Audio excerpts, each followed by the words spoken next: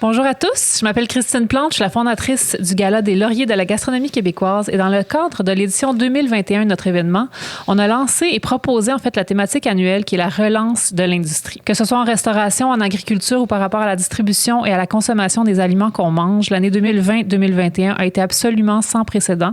Et dans ce contexte, on a décidé de s'entretenir avec différentes personnalités, différents acteurs de l'industrie sur l'avenir de notre industrie justement. Alors aujourd'hui, dans ce contexte, j'ai le plaisir de rencontrer Marcel Groslot, président de l'Union des producteurs agricoles. Monsieur Groslot, bonjour. Bonjour. Marcel, comment ça va? Ben, ça va très bien, toi aussi? Oui, ça va bien, merci. Alors, tu es à la tête d'une des plus grandes associations du monde agricole au Québec, un monde qui a été immensément ébranlé au cours des derniers mois. J'aurais envie de commencer en te demandant comment ça va. Ben, ça va mieux, je dirais, ça va mieux. C'est sûr qu'au début de la pandémie, l'an dernier, on a été brassé pas mal. Les chaînes alimentaires ont dû se réorganiser, la fermeture des restaurants, l'institutionnel.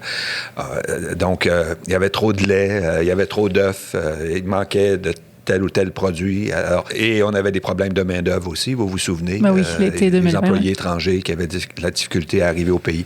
Donc, ça a été un choc. Mais finalement, une fois qu'on s'est réorganisé, la vie a continué. Les gens mangent 3 fois par jour. Même dans certains secteurs, il y a une croissance de la demande. On ne peut pas dire que ça a été négatif pour nous. On va en parler un peu plus tard, je pense, sûrement, d'autonomie alimentaire et ces choses-là. Donc, oui, ça a été dur au début, mais maintenant, je crois que les choses roulent quand même bien, là. Nous, on est un secteur qui ne répond pas... comme les autres secteurs, aux crises ou... Pendant les crises, les gens mangent quand même, Exactement. les crises économiques. Pendant les périodes de croissance économique très forte, ben, les gens ne mangent pas 2 fois plus non plus. Alors, nous, on est sur une forme de stabilité, puis on répond à la demande alimentaire qui varie avec surtout l'âge de la population, avec l'augmentation de la population, avec aussi les exportations. Parlons un peu de votre parcours, parce qu'avant d'être le président de l'Union des producteurs agricoles, vous êtes avant tout un producteur laitier. Oui. Est-ce que vous êtes tombé dedans quand vous étiez petit? Ben, moi, je viens d'une famille agricole. Mes parents ont démarré la ferme sur laquelle qu'on possède maintenant en 1946. Donc, après leur mariage. 7e d'une famille de 11. Oui, très, très jeune, à très, très jeune âge, déjà à l'étable, avec les animaux, avec mes parents qui y travaillaient, mes frères, mes sœurs. Oui. Puis on s'en doute pas, mais vous habitez encore sur votre ferme, dans le fond. Oui, moi, je demeure toujours à Thetford Mines. À Thetford Mines. On a l'impression qu'avec un complet cravate, vous êtes dans le monde des affaires, mais vous êtes encore les 2 pieds dedans. Oui, absolument. Avec mon frère maintenant et mon neveu qui s'occupe des tâches quotidiennes sur l'entreprise, là, c'est certain. Après, vous êtes quelqu'un de très militant, très engagé. Racontez-nous un peu votre démarche. Quels sont vos combats? Quelles sont vos ambitions et vos buts à travers votre engagement? Bon, les producteurs agricoles, on est des millions sur la terre, hein, qui devons tous vendre nos produits à travers des canaux assez concentrés, de plus en plus concentrés. Les grands de l'industrie, finalement, c'est souvent à travers eux que nos produits transitent. Alors, il faut se regrouper, il faut se rassembler. Donc, moi, ça a toujours été la base de mon travail, rassembler les producteurs pour avoir des meilleurs services, rassembler les producteurs pour avoir une voix plus forte, rassembler les producteurs pour pouvoir négocier de meilleures conditions. Puis moi, mon but, c'est toujours de rassembler les gens pour avoir des meilleures conditions de vie. L'UPA aura 100 ans bientôt, je pense, en 2023. Oui, c'est ça. Avant de parler d'avenir, parlons un peu de ce que l'UPA a fait, parce qu'un siècle d'opération, c'est quand même quelque chose. J'imagine que il y a eu beaucoup de moments dans l'histoire qui ont été importants. Donc, qu'est-ce que ça a permis, la fondation de cette association? Bien, d'abord, l'UPA, au début, là, c'était pour... organiser les producteurs, justement, comme je viens de le mentionner, pour qu'ils obtiennent de meilleures conditions de vie, parce que c'était la pauvreté presque extrême là, dans la ruralité il y a 100 ans. Là. Donner de la formation aux producteurs, l'UPA a été à la base de ça, enseigner les pratiques agricoles, donner de la formation aux producteurs, permettre aux producteurs de négocier collectivement d'abord avec nos acheteurs locaux, parce qu'à l'époque, les laiteries étaient c'était local. On envoyait notre crème à la beurrerie. C'était local, mais il fallait négocier ensemble. Là. Un des moments charnières de l'UPA, ça a été en 1956, quand au Québec, on a obtenu la loi sur la mise en marché des produits agricoles. Donc là, le Québec reconnaissait aux producteurs agricoles le droit de s'associer ensemble pour vendre et négocier collectivement leur production. Alors ça a été d'abord pour les producteurs de bois, Parce qu'à l'époque, une petite histoire, les producteurs de bois, les producteurs bûchaient. On bûchait tous, on avait des terres, on mettait du bois en marché. Et lorsqu'on arrivait pour vendre notre bois, sortir notre bois, bien, les grandes compagnies forestières, finalement, disaient je n'ai moins de besoin. Mais une fois que le bois est bûché, tu fais quoi? Alors là, il y avait toujours une bataille sur comment... On ne pouvait pas obtenir de prix. On prenait ce qu'on nous donnait. On n'avait pas de pouvoir de négociation. La loi a permis aux producteurs de se regrouper, de signer des ententes, d'engager des volumes et d'obtenir un prix négocié avant d'aller bûcher. Après ça, l'UPA, on a obtenu en 1972 la loi sur les producteurs agricoles. Un peu comme la loi en 1976 sur le statut de l'artiste. Nous, on a obtenu ce statut-là, le statut de producteur agricole reconnu en 1972, avec la possibilité de se regrouper dans une seule association, qui est devenue l'Union des producteurs agricoles. En 1976 est arrivé le Parti québécois au pouvoir, mais auparavant, il y avait le Parti libéral qui travaillait déjà sur une loi pour stabiliser le revenu agricole, parce que c'était un des grands problèmes qu'on vivait. Donc, on a eu la loi sur l'assurance stabilisation des revenus agricoles en 1976, mais ça avait été démarré auparavant. Dans les années 80, la loi sur la protection du territoire agricole. Donc, c'est par le militantisme des producteurs agricoles regroupés qu'on a obtenu ces lois-là importantes là, pour le monde agricole et qui font aujourd'hui figure de modèle pour plusieurs pays. Là. Qu'est-ce que vous diriez qui caractérise notre agriculture au Québec? Est-ce qu'on a des traits de personnalité dans notre agriculture qui seraient à l'image, dans le fond, du reste de notre personnalité de Québécois? On a développé notre agriculture de façon collective par les coopératives agricoles. Les coopératives agricoles sont encore très présentes au Québec. Donc, ce qui nous distingue avec le Canada, c'est qu'ici, on transforme 70 % de notre production agricole. Ailleurs, dans le Canada, en moyenne, c'est 30-35 %. Fait qu'on le double. Dans le fond, nous, non seulement on produit, on transforme, on est beaucoup plus comme déjà autonome. C'est ça. Donc, c'est une valeur ajoutée importante, ce qui fait qu'avec 5 % du territoire agricole canadien, on génère 15 % des revenus agricoles canadiens. Puis est-ce que le côté, justement, de se rassembler et d'avoir un certain filet social, finalement, pour les agriculteurs québécois, ça aussi, moi, on a l'impression, on voit souvent dans des documentaires chocs un peu comment les agriculteurs, c'est difficile, sont seuls devant un grand modèle capitaliste, ils n'ont pas le pouvoir de réguler justement les prix. Est-ce qu'au Québec, on est mieux protégé par rapport à ça? Oui. Lorsqu'on compare le revenu net agricole au Québec par rapport aux autres provinces, même s'il fluctue d'une année à l'autre, il est relativement plus élevé ici que dans les autres provinces, parce qu'on a des meilleurs filets de sécurité agricole. Le revenu aussi, la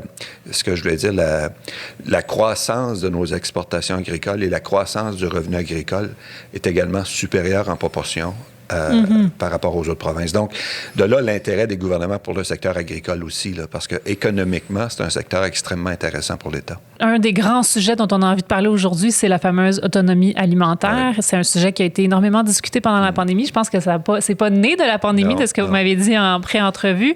Avant de vraiment plonger dans le sujet, je pense que c'est important de faire une distinction entre autonomie alimentaire, sécurité alimentaire, souveraineté alimentaire. Il y a comme plusieurs termes. On peut-tu faire un peu de ménage là-dedans? La souveraineté alimentaire, c'est devenu populaire parce que les organisations agricoles militaient pour que les gouvernements assument cette responsabilité-là d'assurer l'autonomie alimentaire des États. Donc, on demandait au gouvernement d'assumer leur souveraineté alimentaire. Mais essentiellement, la souveraineté, c'est une question d'État. C'est l'État qui est souverain. C'est vraiment le côté politique dans le fond, de prendre des décisions politiques qui vont réguler finalement l'autonomie ou non qui vont alimentaire. améliorer notre autonomie alimentaire, qui vont améliorer notre sécurité alimentaire. Alors, nous, ça fait longtemps qu'on demande au gouvernement d'améliorer l'autonomie alimentaire du Québec. En pré-entrevue, justement, je mentionnais qu'en 1976, lors de l'élection du Parti québécois, on avait une politique d'autonomie alimentaire. Et ça, c'est très impressionnant de savoir qu'en 1976, le terme autonomie alimentaire est sorti de la bouche du Parti québécois. Ça fait longtemps qu'on en parle. C'est ça, mais c'était pour améliorer les conditions de vie des agriculteurs aussi, améliorer l'économie de nos régions. Donc, il y avait une politique. M. Garon est devenu très populaire parce qu'il était appuyé de son gouvernement qui lui avait donné le mandat de développer l'autonomie alimentaire du Québec. On parlait même d'autosuffisance alimentaire à l'époque. Ici, au Québec, ça fait longtemps on y travaille. Puis on l'améliore d'année en année, d'ailleurs. Là. Après ça, si on améliore notre autonomie alimentaire, on dépend moins des importations. On a vu pendant la pandémie que les importations, quelquefois, ça peut être plus difficile. Imaginons une pénurie alimentaire. Ça serait très difficile d'importer des aliments s'il y avait une pénurie alimentaire mondiale. Ce qui n'est pas exclu avec les changements climatiques. On ne peut pas prévoir parfaitement l'avenir. Là. Donc, si on améliore notre autonomie alimentaire, on améliore nécessairement notre sécurité alimentaire. Mais lorsqu'on parle de sécurité alimentaire, tout le monde au Québec, malgré l'abondance alimentaire, n'est pas en situation de sécurité alimentaire. On le voit, les banques alimentaires sont nécessaires. Donc, il y a encore des gens qui sont dans l'insécurité alimentaire, malgré notre abondance alimentaire ici. Toutes ces idées-là se dirigent vers être de mieux en mieux outillés pour produire nous-mêmes ce que nous mangeons. C'est ça. Dans le fond, garder le plus possible. Puis c'est sûr, on ne veut pas non plus... L'importation et l'exportation n'est pas à bannir. Je pense qu'il va toujours avoir des gens on va toujours avoir besoin des gens de l'extérieur. Simplement à cause de notre climat ici. Alors, on ne peut pas produire... on commence maintenant à produire des agrumes, mais je ne crois pas qu'on va en produire suffisamment pour être un jour autonome en production d'agrumes au Québec. On souhaite pouvoir exporter certains produits, par exemple le sirop d'érable. On ne sera jamais capable de consommer tout le sirop d'érable qu'on produit ici. On a besoin de l'exporter, d'en exporter une bonne partie. Alors ça va demeurer. Il faut qu'on continue de développer ces secteurs-là. Quels seraient les moyens d'y arriver à une plus grande autonomie alimentaire? On sait notamment que, justement, par rapport aux exportations, importations, notamment le fleuve Saint-Laurent, on exporte beaucoup nos trésors et on réimporte derrière des produits qui sont plus, on va dire, populaires, qui viennent de loin, tout ça. Fait que, comment est-ce qu'on peut mieux gérer ça?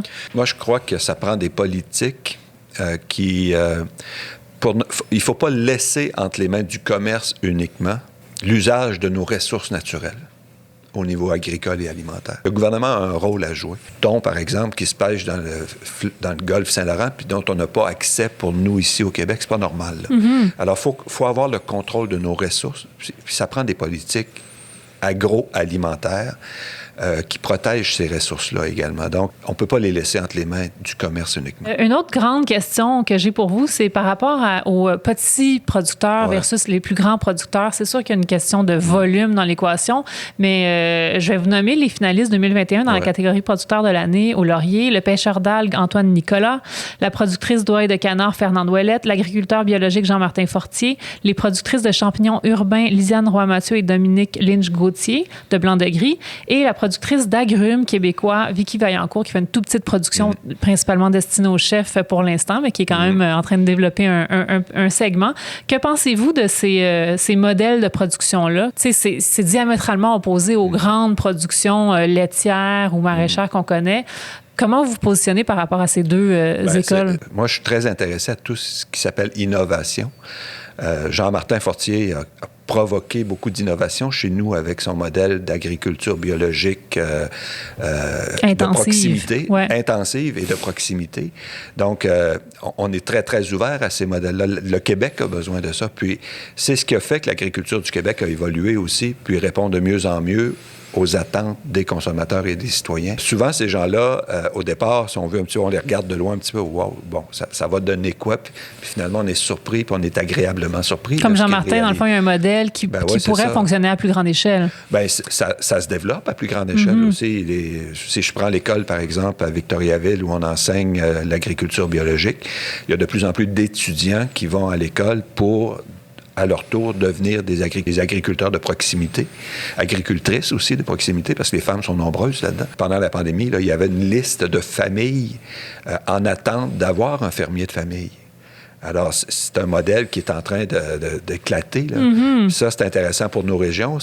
Puis là, le problème qu'on rencontre, c'est l'accès aux terres agricoles pour ces jeunes-là qui veulent démarrer en agriculture. C'est pour ça que les gens qui innovent, qui arrivent avec des nouveaux modèles, au départ, il faut leur donner leur chance. Faut les endosser. Oui, c'est ça. Mais l'agriculture au Québec, c'est pas une agriculture de grands producteurs agricoles. 50%, contrairement à ce qu'on pourrait penser. Ça. 50% des productrices agricoles au Québec mettent pour moins de 100 000 $ par année en marché. Ça, c'est 100 000 bruts, là.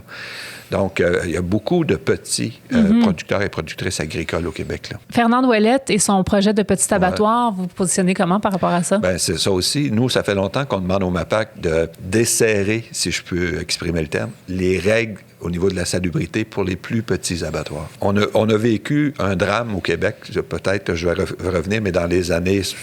Avant les années 70, là, le fameux problème de viande avariée, puis ça a été un choc pour la société. Puis là, on a resserré tellement les règles au niveau de l'abattage et de la distribution de la viande qu'on a à peu près rendu impossible les abattoirs de proximité. Puis il y a une question de rentabilité aussi, là. Ça prend un certain volume pour rentabiliser un abattoir. Un abattoir, c'est un coût, hein. Il n'y a pas de revenu qui sort d'un abattoir. Il y a des coûts qui sont engendrés par l'abattage. Alors, moi, je disais au ministre récemment, faut ajuster nos règles. Aujourd'hui, on a des façons différentes d'assurer la salubrité que de tout interdire, d'abord. Puis si on regarde ce qui se fait en Colombie-Britannique, c'est inspirant, ce chapitre-là. On l'a étudié. Deuxièmement, comme c'est un outil de développement des collectivités, est-ce qu'on pourrait avoir dans nos régions des fonds d'investissement collectifs qui permettraient aux milieux municipaux, à des promoteurs privés, à des producteurs, ensemble, de se doter, qu'on se dote de ces outils-là pour être capable de répondre aux agriculteurs, aux agricultrices qui ont des besoins pour faire abattre leur animal et pouvoir distribuer leurs produits localement. Alors, c'est un enjeu. L'abattage de proximité, c'est vraiment un enjeu pour plusieurs productions. Une autre grande question dont on voulait discuter aujourd'hui, je vous propose un retour sur la sortie de Louis Robert, qui est mieux connu, l'agronome qu'on connaît comme le lanceur d'alerte, auteur du livre Pour le bien de la terre aux éditions Multimonde. Que pensez-vous de son discours? Comment vous vous positionnez par rapport à tout ça? M. Robert soulève une question sur laquelle l'UPA s'est aussi préoccupé beaucoup, celle d'avoir des services conseils non liés ou neutres pour que les producteurs prennent des choix éclairés par rapport à ce qu'on nous offre. Ce que l'industrie nous offre, notamment au niveau des pesticides et de la fertilisation. Depuis 30 ans, le MAPAC s'est désengagé au niveau du terrain. Si je prends le bureau local qu'on avait chez nous à Thetford Mines il y a 30 ans, aujourd'hui, ce bureau-là n'est plus l'ombre de ce qu'il était. Donc, le MAPAC s'est retiré du service conseil, de l'accompagnement des producteurs. C'était des questions... budgétaires, j'imagine. Budgétaires. L'État voulait réduire sa masse salariale. Donc, ça a été fait on a remercié des infirmières, on a arrêté d'engager des agronomes. Donc, c'est sûr que l'industrie, graduellement, a occupé et occupe de plus en plus l'espace qui a été libéré. Et les producteurs ont moins de ressources pour prendre les décisions qu'ils doivent prendre à chaque jour. Parce que dans le fond, les agronomes sont là pour conseiller les agriculteurs. Et là, dans le fond, il y a 30 ans, c'était des agronomes qui étaient désintéressés des intérêts privés. Et là, aujourd'hui, ce sont des agronomes qui sont engagés par les compagnies de pesticides qui vont les conseiller, donc qui survendent finalement. Bien, survendre est un grand mot, mais ils n'ont pas peut-être intérêt à vendre moins, en tout cas. Oui, évidemment, c'est ça. C'est comme le dernier éditorial que j'ai fait dans La Terre de chez nous. C'est humain, là. Le privé, moi, je ne connais pas d'entreprise dont l'objectif, c'est de vendre moins que l'année précédente. Exactement. Alors, simplement de ce constat-là, on est en mesure de... Est-ce que s'il y a moins d'agronomes non liés qui conseillent les producteurs, est-ce que les producteurs ne sont pas dirigés vers des pratiques qui les amènent à consommer plus de ces Et là, non produits-là? Seulement c'est consommer plus, mais c'est avec toutes les conséquences environnementales qu'on connaît. Moi, je n'ai pas tombé en bas de ma chaise à cause de la sortie de M. Robert. Là.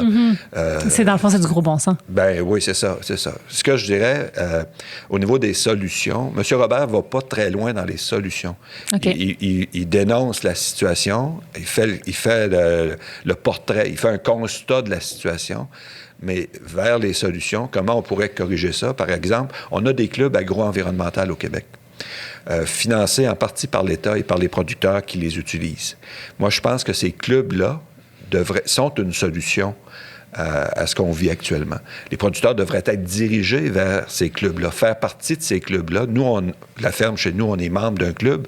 On apprend beaucoup de choses dans ce club-là parce que l'agronome est un peu l'élément pivot entre les membres du club, puis il peut partager l'expérience d'un producteur, bien, il peut la partager dans le club, puis en faire profiter les autres producteurs. OK. Puis en terminant, je voudrais qu'on finisse sur une note, parce que là, on a beaucoup parlé de plusieurs problèmes qui existent, mais tu sais, si on veut parler de solutions, puis surtout de ce que ça nous a amené, parce que la pandémie, je pense que ça a été un grand rouleau compresseur pour beaucoup d'industries, beaucoup de corps de métier, mais je crois qu'à travers tout ça, il y a quand même du beau qui est sorti. Ouais. Puis dans le monde agricole, qu'est-ce qui est sorti de beau?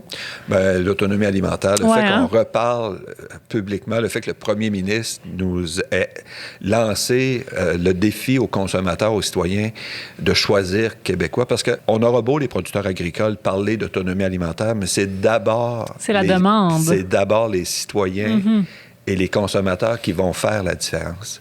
Parce que je l'ai expliqué souvent, nous, on répond à une demande. On ne peut pas forcer quelqu'un à consommer ce qu'on produit.